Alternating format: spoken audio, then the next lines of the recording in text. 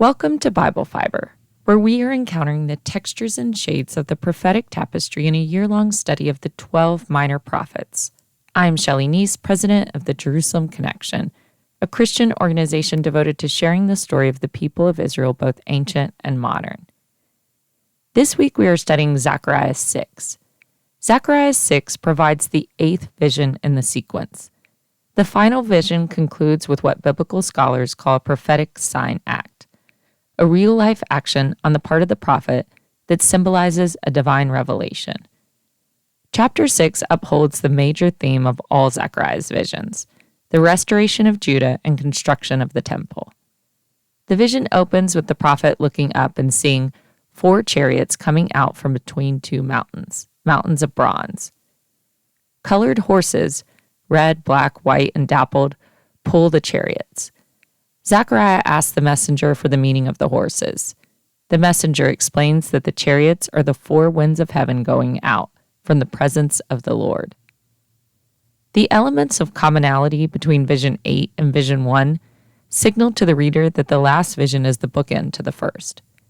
Zechariah's last vision is wrapping up what the first vision started. The first vision has 4 horses of 4 different colors ridden by 4 horsemen. In the 8th vision, there are 4 chariots pulled by horses of varied colors. In the first vision, the horses are standing among the myrtle trees. In the last vision, horse-drawn chariots appear from between bronze mountains. In both visions, the teams of horses and their envoys are doing the work of Yahweh by patrolling the earth. The horsemen in the first vision are tasked with a reconnaissance mission before any warfare. By the last vision, the appearance of horse-drawn chariots, instruments of warfare in antiquity, signals the commencement of a military campaign. The angelic messenger does not explain the meaning of the bronze mountains. If the 2 Jerusalem mountains were not metallic, they would likely be identified as Mount Zion and the Mount of Olives. But bronze mountains are not an earthly occurrence. The prophet is pointing to the abode of heaven. Perhaps the mountains are bronze to signal a parallel to God's earthly dwelling. 2 bronze pillars, named Jachin and Boaz, beautified the entrance to Solomon's temple. Many times in Zechariah's visions, symbols are embedded in symbols. If the 4 chariots are coming out of the heavenly realm, as the bronze mountains indicate, the horsemen received their orders directly from Yahweh's divine counsel. Zechariah's vision sequence frequently uses the Hebrew verb yatzah, translated as coming out or going forth. The repetition of the verb gives the visions many layered movements. The action all climaxes in the last vision. Zechariah repeats yatzah 6 times in reference to the chariots. There's no doubt that the visions have come to a climax with Yahweh intervening militarily on Israel's behalf. When the angelic messenger connects the chariots with the 4 winds, he is emphasizing the global dominion of Yahweh. In that way, the first vision sounds the same gong as the last vision. Yahweh's reign extends over the whole earth. A team of chariots goes to the north and to the south without any specific mention of east and west. For the prophets, the land of the north is code for all of Israel's imperial enemies through the centuries, especially Assyria or Babylon. Advancing armies from Babylon or Assyria always approached Judah from the north. The black and white horses are leading the armies to attack Judah's greatest historical enemies. The dappled strong horses head south. Bible scholars debate the significance of the lands in the south. The first possibility is that south represents Egypt. Since Egypt was the original enemy of the Hebrew people, the source of their enslavement, the country makes for a sensible target. Perhaps the vision focuses on the vanquishing of all of Israel's historical enemies by Yahweh's equestrian army. However, Zechariah's visions tend to be historically specific to the prophet's own day. Zechariah was ministering during the Persian period, a 200-year interval in Israel's history, when Judah was a province in the Persian Empire. During this time, Egypt was not a threat to the Judean province. That is why we don't see many references to Egypt in the post-exilic prophets.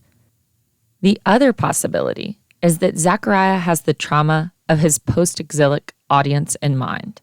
The lands of the north and south could be referencing the 2 lands of their captivity. After the Babylonian destruction of Jerusalem, the largest communities of exiles were either transported to Babylon or fled to Egypt. Sending the chariots in the direction of the exilic communities connects the vision to the coming restoration of Judah.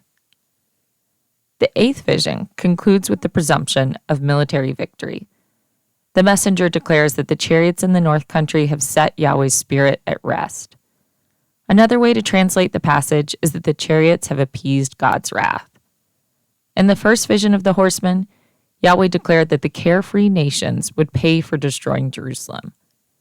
While God had been only a little angry at Judah, Babylon made the disaster worse. In other words, the empire went beyond their mandate in punishing Judah. As a result, the prophets, psalmist, and chronicler all anticipated Yahweh's retaliation on Babylon. Though Zechariah's visions carry on the Babylonian theme, at the time of Zechariah's ministry, Babylon was no longer an imperial power.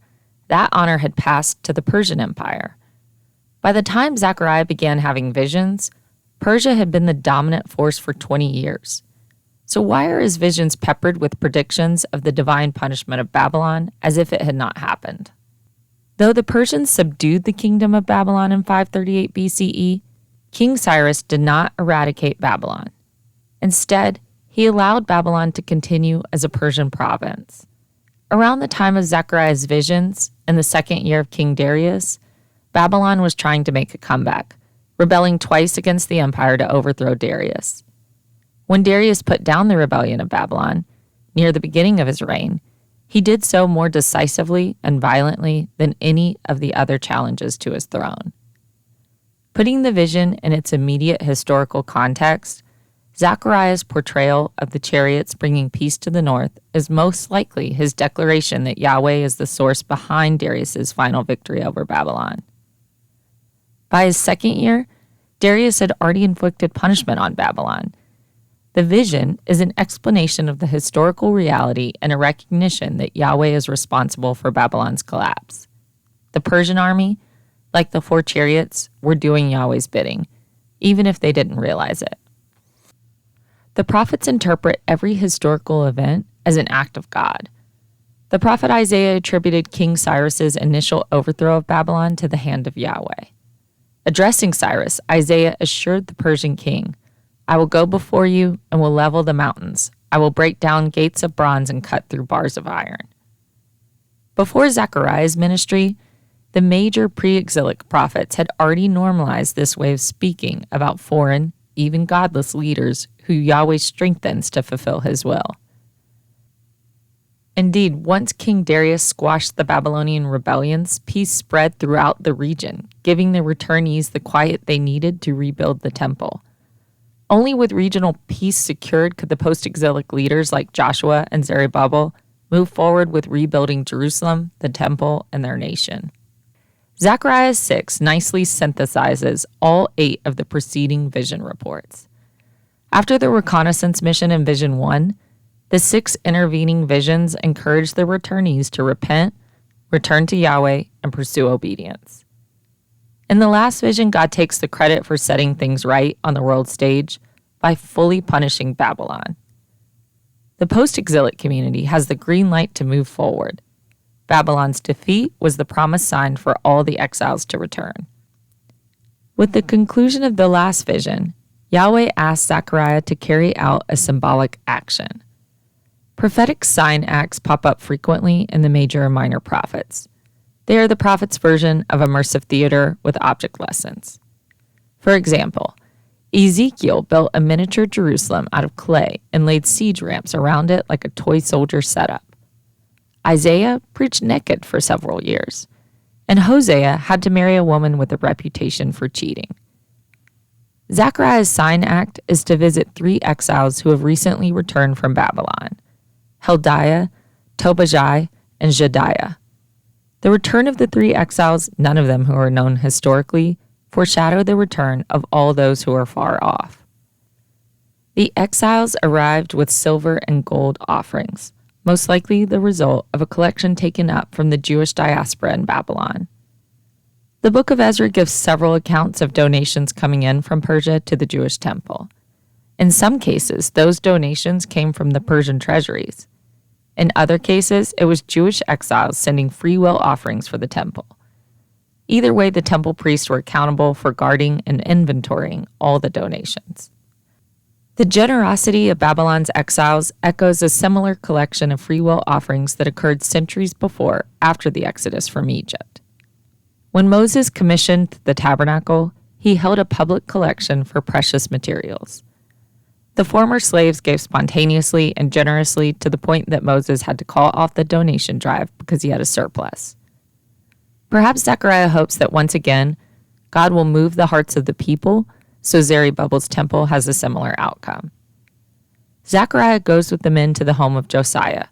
Josiah, perhaps a goldsmith, obediently fashions 2 crowns out of the gold and silver. Perhaps by now you've noticed a pattern in Zechariah's 8 vision reports. Almost every vision concludes with real-life endorsements of Israel's leaders, Joshua and Zerubbabel. Zechariah takes the newly constructed crown and places it on Joshua's head. Joshua is a priest, not the king. Priests wear turbans, like in the vision of the priestly robing ritual in Zechariah 3, not crowns. In the traditions of Israel, the line of David and the line of Levi have distinct roles. At no point in Israel's history did God approve of the merging of priest and king. The crowning of Joshua conveys a message, but the message leaves more questions than answers. The crowning of Joshua is difficult to interpret, partly because of the oddity of the act and partly because of the awkwardness of the sentence structure in Hebrew. Is God coronating Joshua, giving him the authority of both priest and king? Zerubbabel, the only legitimate heir to the throne, is nowhere around. Zechariah addresses Joshua about the branch and does not seem to be addressing Joshua as the branch. In previous visions, the branch was associated with Zerubbabel, the branch being a term familiar from the prophet Jeremiah and Isaiah. It's mostly used in connection to a restored Davidic king. Joshua descended from the line of Levi. His grandfather was Seraiah, the high priest taken prisoner at the time of Jerusalem's capture. Zerubbabel, on the other hand, was a descendant of King Jehoiakim, exiled in 597 BCE. According to Judah's traditions, Jehoiakim's line was the only hope for a royal throne. My understanding from the vision is that Zechariah is expressing a messianic hope, rather than an immediate reality. The mere survival of the priestly line is an omen of things to come, that points also to the coming of the branch. As subjects of the Persian Empire, Joshua's role as high priest may have seemed more definitive than Zerubbabel's position as provincial governor. Zechariah repeatedly in his visions affirms the roles of both Joshua and Zerubbabel. Therefore, it must be Zerubbabel who is in view when the prophet announces, "It is he who shall build the temple of the Lord. He shall bear royal honor and shall sit upon his throne and rule." Towards the end of Zechariah's sign act, the prophet calls for balance of authority, saying there shall be a priest by his throne with peaceful understanding between the 2 of them.